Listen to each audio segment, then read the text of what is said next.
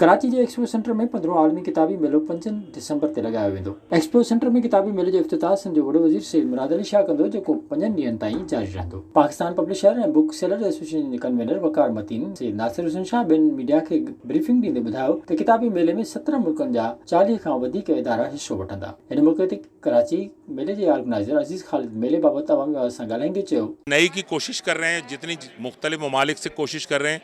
जो ममालिक नहीं आना चाहते, जो तरक्की याफ्ता ममालिक हैं, हम उनकी किताबों की अवेलेबिलिटी बनाते हैं। जो ऐसी किताबें हैं जो कि आसानी से अवेलेबल नहीं होती, उनको यहाँ पे अवेलेबल कराते हैं। उसके अलावा हमारी कोशिश है, हमने पब्लिशर से कहा है कि वो बुक लॉन्चिंग रखें यहाँ पे। कुछ सेमिनार्स हैं, कुछ चीज़ें ऐसी हैं जो कि मार्केटिंग से और उससे रिलेटेड होंगी, किताबों से उसके सेमिनार्स होंगे। ये इस तरह की एक्टिविटीज़ होती हैं, बच्चों के दरमियान कॉम्पिटिशन्स होंगे।